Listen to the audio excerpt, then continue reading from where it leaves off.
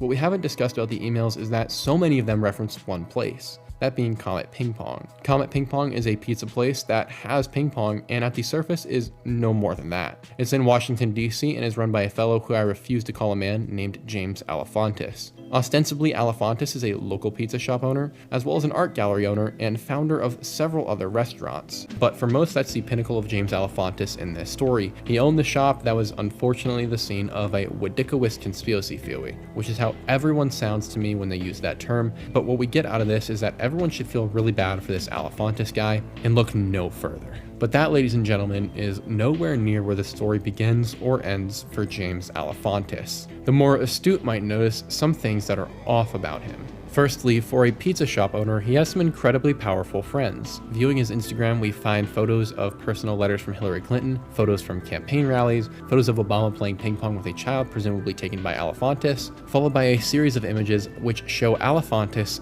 and Podesta, including one where Alefantis is holding a pizza pool floaty with, oh yeah, of all things, a creepy silhouette of a female behind the two of them. But that is simply the beginning. This allegedly humble pizza shop owner has an Instagram full of depraved crap. I'm going to warn you, there is an archive of it online, if you can find it, from before James privated it in the days after the scandal erupted, and on there you will find literal graphic images, like actual on his Instagram, as well as people engaged in various sexual acts on pizza or utilizing pizza. His Instagram also then contains weird, creepy, and in some cases downright disturbing photos of children, like the one of Obama playing ping pong with a child in the White House while people watch in what looks like some weird basement. But far more questionable is the photo of a little girl James alleges to be his niece, with the top half of her sprawled out on top of a ping pong table that he has taped her hands to. Mind you, this girl, her face is blurred, but she's no more than 5 years old, if that. And I'm not sure how anyone can defend that it's harmless play, as I've seen posted online, especially considering the caption is #chickenlover, which is seen several times across his Instagram and is an unmistakable sign of something being awry, considering it's a known term for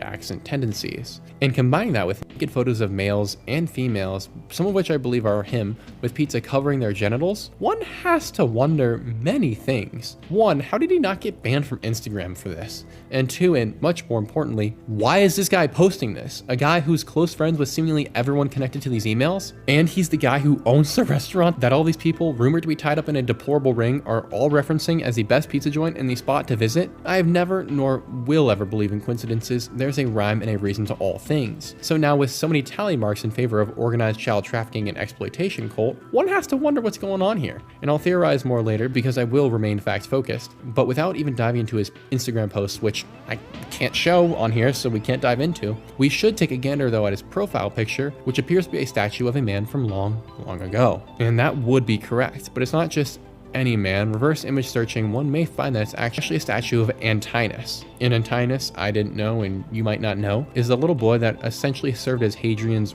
slave. Historians, for whatever reason, like to call him Hadrian's lover, but considering they met when Antinous was 12, I'm not going to stoop so low as them, as that would be implying consent could be given, which, as we've been over, children cannot give consent for such acts. So the short of that story is that basically the entire life from preteen to death, Antinous was raped by Hadrian. He died at age 18 or 19 via drowning, which many suspect was done at Hadrian's behest, possibly even by Hadrian himself, when either Antinous disobeyed him or for some devilish occult ritual. Hadrian is known as one of Rome's good emperors, by the way, which really says something. And this relationship was so evil that Hadrian used the death of this little boy and created an entirely new cult around his dead little boy that he raped for almost a decade. And in this cult, Hadrian made Antinous a quote-unquote god. And I'll just let you fill in the blanks on how you think this cult worshipped their quote god. Seems like the one Roman figure you wouldn't want to have as your profile picture when being heavily suspected and investigated for dealing in children and handing them out to wealthy and powerful individuals who come to you to them, or for material about that activity. And you know exactly the same situation that happened to the guy we just discussed in your profile picture. Definitely just a coincidence though, right guys? All these in mind, the number of similarities I'm noticing between Epstein and Alefantis is disturbing. The child infatuation, erotic imagery for the public to see, powerful connections to politicians and the most wealthy people in America, something else is going on here. And we get another sign of what that something else may be in a GQ magazine 2012 edition that cites the 50 most powerful people in Washington. And if you had to guess, in a place where senators, representatives, lobbyists, billionaires, and even the president resides, who do you think made it onto that list, coming in at number 49? You guessed it, our humble pizza purveyor, James Alefantis. So then what makes him so powerful if he only owns a small handful of restaurants and what is referred to as a small art gallery? And the only clear sign as to what that power could be for me is his obvious connection to the most powerful people in Washington, D.C. and in America. For those spooks though in the comments, before writing something vaguely pretentious and annoying, be helpful. Find me another reason he's on that list if he owns just a few restaurants and a small art gallery. I bet you can't. So speaking of powerful people in Washington, another source for Alefantis' power would be his well-known physical relationship and romantic relationship with a man, and not just any man, but David Brock, the founder of what people and organizations both on the left and right consider to be a hard left media watchdog organization named Media Matters. The purpose of this organization ostensibly is to monitor what they refer to as false narratives coming from the right-leaning news media sources, as well as make some of their own content. And it's obviously not very difficult to see, looking at Snopes and other mainstream media and fact checkers, that it's pretty common for these organizations to be used to block or reduce the spread of news stories that harm your side's candidates. It's sort of like shooting out flares in a fighter jet when a heat-seeking missile is launched at you. The missile tracks onto the other heat sources and then just flies away. It's the same thing here, except Media Matters publishes articles or influences others to publish articles to throw investigators off the scent. So suffice it to say, it's fair to suggest that it had a pretty considerable role to play in the current perspective that many have on the gate. That being that it is a far-right conspiracy theory meant to harm Hillary Clinton's campaign. But let's take a closer look at Media Matters and see if it too has a trail of corruption like so many discussed today. And even Wikipedia, of all places, has to admit something is off at least slightly considering the Media Matters institution, because they are currently being sued for publishing defaming and fake media, or being investigated by the Attorney General of Texas for potentially fraudulent activity, and to ensure that the public has not been deceived. And alongside him, the Missouri Attorney General is doing the same. So suffice it to say, Media Matters is not exactly the creme de la creme, but is nonetheless an organization that does have influence, releasing studies on other orgs and sort of acting like a stamp of approval for what is liked and disliked and approved and disproved, and what we should consider news and not news. And funny enough, funding for this organization has come from other hugely powerful politicians and wealthy individuals and groups, like George Soros, everyone's favorite economy destroyer, or Bill Clinton, who actually gave them the office space to start the organization. Wow, how generous. And guess where that office space was located? In another think tank known as the Center for American Progress, which think tanks are total baloney, but that's neither here nor there right now. The important thing to know is that one specific fellow started that other think tank, and his name is John Podesta, the lad whose name appears thousands of times in the assumedly child-related emails, and the brother of the dude who has the CP art. So now with Bill and Hillary and the Podestas appearing once more, seems like in a very long way, we have a circle of familiar faces and names forming. And it's a circle I certainly believe is worth looking more into, although undoubtedly the more you look, the more you will find that the circle continues to expand. But as for Alefantis, you don't even have to look that hard to know this guy is up to no good. He posts image of selling children on his Instagram, so if that doesn't warrant an investigation, nothing will. Back to the pizza place itself though, Comet Ping Pong, it should serve as no surprise that the weirdness is not kept merely to the confines of Alefantis' Instagram. There are all sorts of things wrong with this joint. Normally I don't get too much into symbology because it's often full of schizo posting, unless it's just dead obvious,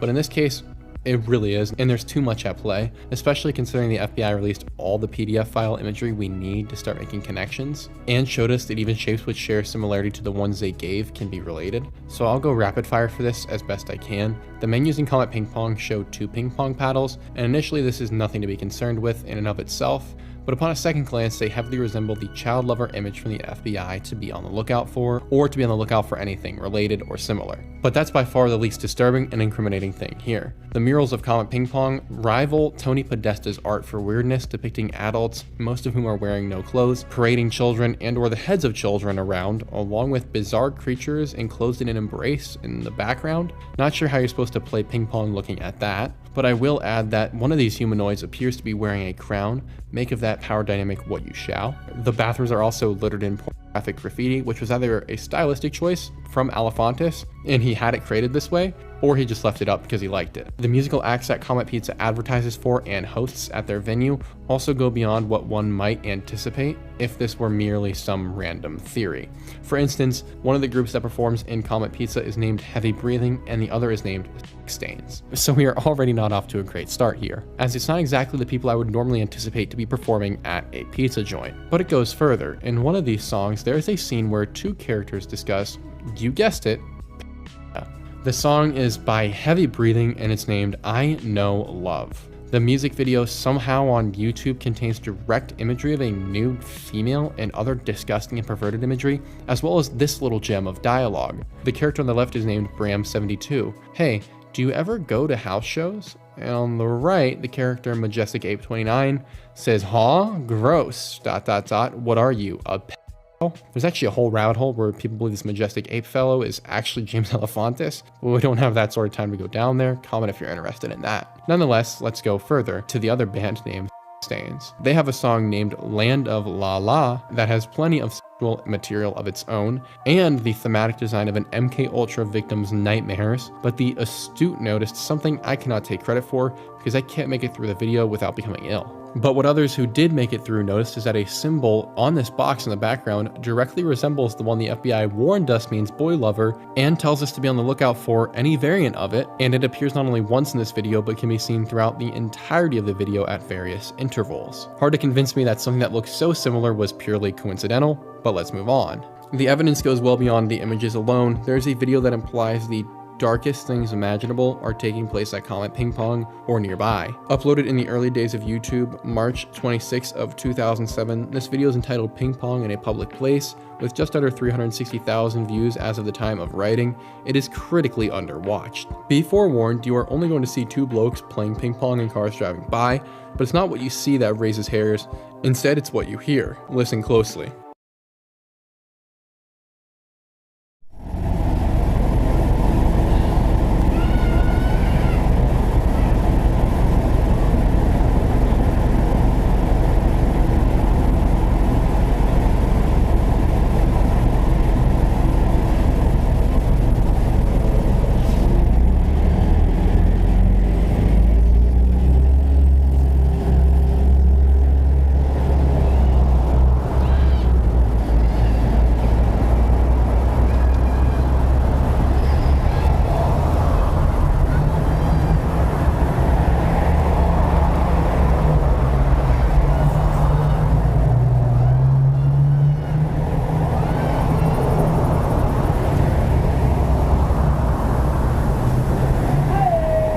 Not typically the place you'd expect to find children at night. Yes, this is a pizza joint, but it's also a bar, so the vast majority of the customers are drinking. So a child being there at night is kind of odd in and of itself, especially outside, seemingly alone. Well, or I should say without parents. But a child being there and begging for help is an entirely different kind of sign. There is no other way to take it. These are evidently screams of fear, a child begging for help, and at one point she says what I think is, "Daddy, help me."